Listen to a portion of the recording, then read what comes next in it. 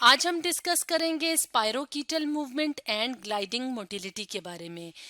तो अगर हम बात करें स्पायरोकीटल मूवमेंट और ग्लाइडिंग मोटिलिटी के बारे में, तो ये ख़ास किस्म की लोकोमोशन की टाइप्स हैं जो कि माइक्रो ऑर्गेनिजम्स इस तरह से लोकोमोट या मूव करते हैं। फॉर एग्जांपल बैक्टीरिया की स्पीशीज़।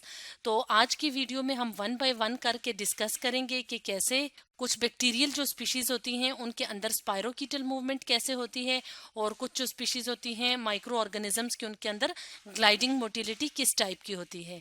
तो अगर हम बात करें स्पायरोकीटल मूवमेंट की, तो बैक्टीरिया जिनके अंदर स्पायरोकीटल मूवमेंट होती है उनको कहा जाता है स्पायरोकीट्स। तो स्पायरोकीट्स खास किस्म के बैक्टीरिया होते हैं। जैसे कि अगर हम यहाँ पे इस डायग्राम की मदद से देखें तो यहाँ पे हमें स्पायरोकीटल बैक्टीरिया नजर आ रहे हैं। ये इस तरह स्पाइरल शेप से होते हैं, यानी इस तरह की शेप के होते हैं बैक्टीरिया।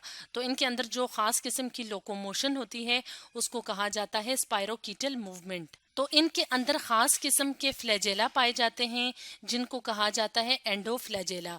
तो फ्लैजेला कौन सा स्ट्रक्चर होता है? फ्लैजेला इस तरह का फिलामेंट लाइक स्ट्रक्चर होता है जो कुछ बैक्टीरियल स्पीशीज में या कुछ माइक्रो ऑर्गेनिजम्स में या कुछ सेल्स में पाया जाता है, जो कि इस तरह के फिलामेंट या रोप लाइक स्ट्रक्चर होता है जो कि सेल्स की लोकोमोशन में मदद देता है। तो अगर हम स्पायरोकीट्स की बात करें तो इनके अंदर जो फ्लैजेला होता है वो एंडोफ्लैजेला होता है, जो कि खास किस्म की अरेंजमेंट से मिलके बना होता है। अब अगर हम बात करें इस टाइप की फ्लैजेला की जिसको एंडोफ्लैजेला कहते हैं, तो ये फिलामेंट लाइक स्ट्रक्चर होते हैं। तो जब ये बंडल्स बनाते हैं तो उन बंडल्स को या उस खास स्ट्रक्चर को क्या कहते हैं? Axial filament. तो एक्सियल फिलामेंट देखने में कैसे होता है और उसमें अरेंजमेंट कैसे होती है, तो उसके लिए हम एक और डायग्राम की मदद लेंगे। तो यहाँ पे अगर हम इस डायग्राम की मदद से देखें तो यहाँ पे हमें स्पायरोकीट्स नज़र आ रहे हैं, यानी स्पायरोकीट बैक्टीरिया नज़र आ रहा है। तो इसके अंदर क्या चीज़ मौजूद है? एंडोफ्लैजेला। और एंडोफ्लैजेला जब बंडल की फॉर्म में मौजूद होती है तो उस स्ट्रक्चर को क्या कहा जाता है? Axial filament. अगर हम यहाँ पे देखें तो ये क्या है? ये स्पायरोकीट है। और अगर इस पोर्शन को हम माइक्रोस्कोप के नीचे मजीद डिटेल्ड स्ट्रक्चर देखें तो इस तरह से हमें कुछ स्ट्रक्चर्स नजर आते हैं। तो ये क्या है? ये एक्सियल फिलामेंट का स्ट्रक्चर है। तो अगर हम बात करें एक्सियल फिलामेंट की, तो एक्सियल फिलामेंट के अंदर दो या दो से ज्यादा फिब्रिल्स बंडल करके एक्सियल फिलामेंट बनाते हैं। जैसे कि हमने वीडियो के स्टार्ट में बताया था कि एंडोफ्लैजेला कैसे बनते हैं। जब फ्लैजेला बंडल करते हैं स्पेशल टाइप का, तो उस स्ट्रक्चर को एक्सियल फिलामेंट कहते हैं। और अगर हम टाइप की बात करें कि फ्लैजेला के अंदर जो खास जो स्ट्रक्चर होता है या फ्लैजेला का जो टाइप होती है उसे एंडोफ्लैजेला कहते हैं। तो एक्सियल फिलामेंट की बात करें तो एक्सियल फिलामेंट क्या है? फ्लैजेला के अंदर मौजूद खास स्ट्रक्चर्स होते हैं और ये स्ट्रक्चर्स एम्बेडेड होते हैं इनर मेम्ब्रेन के अंदर। तो अगर हम यहाँ पे इस डायग्राम की मदद से देखें तो ये क्या है? ये सेल मेम्ब्रेन है। और ये क्या है? ये आउटर मेम्ब्रेन का पार्ट है और ये इनर मेम्ब्रेन का पार्ट है। तो अगर हम इन फिब्रिल्स की बात करें जो कि मिल के क्या बनाते हैं? Axial filament. तो ये क्या होते हैं? एम्बेडेड होते हैं इनर मेम्ब्रेन के। तो फिब्रिल्स क्या होते हैं? खास किस्म के फिलामेंट लाइक या धागे की तरह के स्ट्रक्चर्स होते हैं जो कि ग्लाइकोप्रोटीन्स वगैरह से मिलके बने होते हैं। तो अगर हम बात करें एक्सियल फिलामेंट की, तो एक्सियल फिलामेंट जो कि फ्लैजेला का पार्ट है यानी एंडोफ्लैजेला का पार्ट है, तो ये क्या करता है? ये असल में मूवमेंट करवाता है, यानी इसके अंदर जो खास किस्म के मॉलिक्यूल्स मौजूद होते हैं तो वो क्या करवाते हैं? वो इस बैक्टीरिया की मूवमेंट में मदद देते हैं।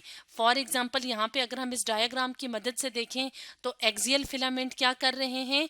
इस तरीके से यहाँ पे ये डायरेक्शन जो है ये क्या है? इसकी मूवमेंट की है। तो जब ये इस डायरेक्शन में मूव करते हैं तो जो स्पायरोकीट होगा वो इस डायरेक्शन में मूव करेगा। अब अगर हम यहाँ पे देखें तो ये जो एक्सियल फिलामेंट है ये रोटेट कर रहा है। और कहाँ पे रोटेट कर रहा है? सेल के इर्द गिर्द। ये पूरा ये गोल क्या है? ये एक सेल है। और इसके पूरे अगर हम बॉडी के ऊपर देखें तो एक्सियल फिलामेंट पूरे बॉडी के ऊपर मौजूद होते हैं। तो ये जो एक्सियल फिलामेंट है ये रोटेट करेंगे, यानी ये ऐसे इस डायरेक्शन में मूव करेंगे जिसकी वजह से बैक्टीरिया की स्पायरोकीटल मूवमेंट होगी। तो इस तरह की जब मूवमेंट होगी तो बैक्टीरिया जो है वो स्विम भी कर सकता है, यानी तैर भी सकता है जैसे स्विमिंग करते हैं। इसके अलावा फ्लेक्सिंग भी होती है, यानी फ्लेक्सिंग कहते हैं बेंडिंग को या कर्व होने को, यानी मुड़े हुए जो डायरेक्शन होती है। इसके अलावा क्रीपिंग भी होती है, क्रीपिंग यानी जैसे रिंगते हैं, जैसे स्नैक्स रिंगते हैं उस तरह भी।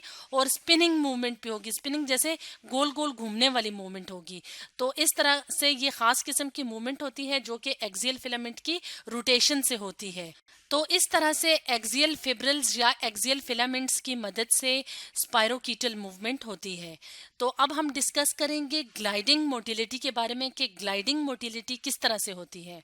तो ग्लाइडिंग मोटिलिटी में क्या होता है, लोकोमोशन होती है, यानी मूवमेंट होती है माइक्रो ऑर्गेनिजम्स की, जैसे कि बैक्टीरिया वगैरह की कुछ स्पीशीज की इस तरह से मूवमेंट होती है, ग्लाइडिंग जैसे होती है।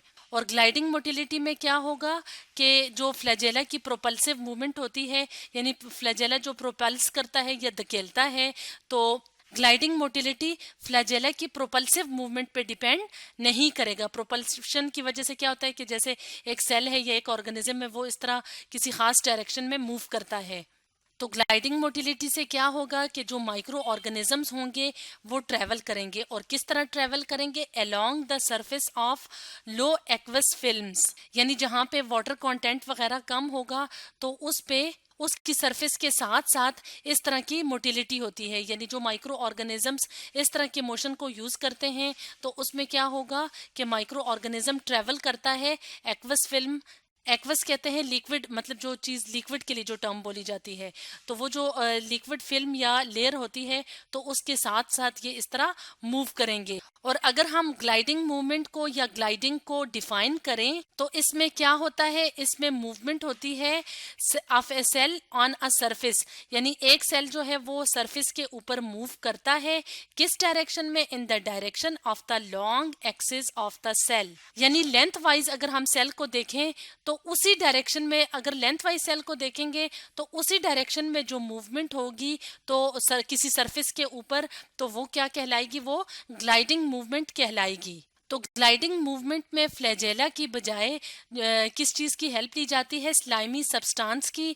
और फॉर एग्जांपल अगर हम बैक्टीरिया की बात करें तो ग्लाइडिंग मोटिलिटी के लिए बैक्टीरिया जो है वो स्लाइमी सा सब्सटेंस, यानी एक थिक सा सब्सटेंस सक्रीट करेगी, जिसकी वजह से बैक्टीरियल सेल्स जो होंगे वो एक्वस सरफेस के ऊपर या लो वाटर कंटेंट वाली जो सरफेस होगी उसके ऊपर ग्लाइड करेंगे।